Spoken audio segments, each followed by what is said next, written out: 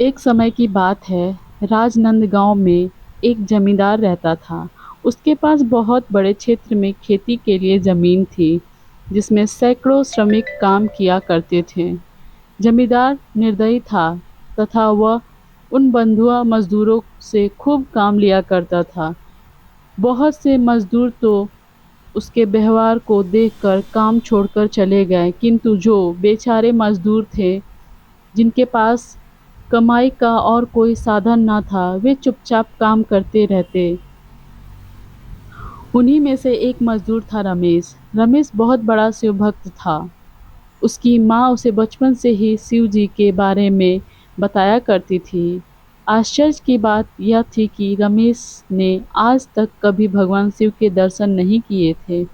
उसे कभी भी मंदिर जाने का अवसर नहीं दिया गया, क्योंकि बंधुआ मजदूर को उस गांव में मंदिर में प्रवेश से मनाही थी। एक दिन रमेश ने निर्णय लिया कि वह आज अपने हिस्से का सारा काम निपटा लेगा और जमींदार से कल का छुट्टी लेकर मंदिर जाएगा। अब उसने जमींदार को यह बात बताई तो उसने मना कर दिया, किंतु रमेश के जोर देने पर वह बोला कि ठीक है, मैं तुम्हें कल की छुट्टी दे दूंगा, किंतु तुम्हें आज रात में पूरे 40 बीघा जमीन की जुताई करनी होगी।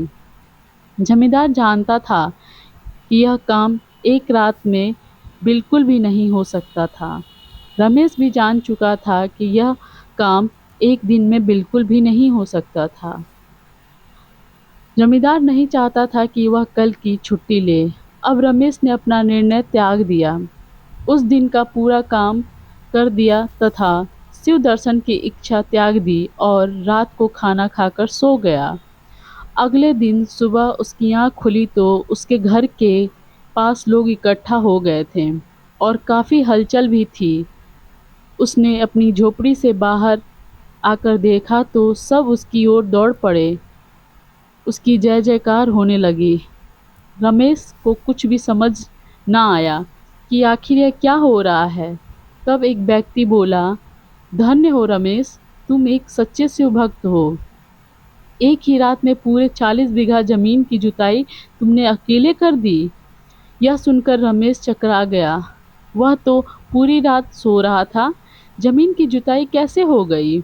उधर जमींदार को जब यह बात पता चली तो वह समझ चुका था कि शिव जी का रमेश के ऊपर आशीर्वाद है, जो वह इस काम को कर पाया।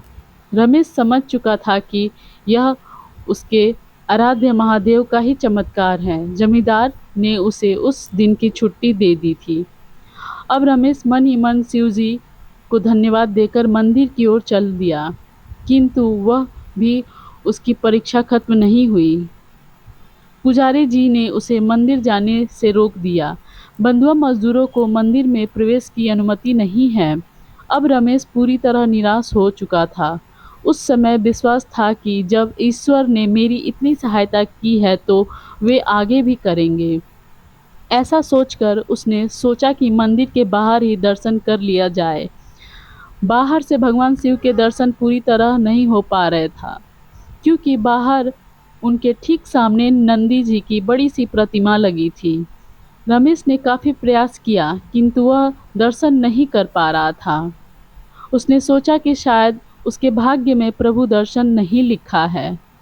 निराश मन से वह वापस जाने को मुड़ा ही था कि अचानक एक चमत्कार हुआ।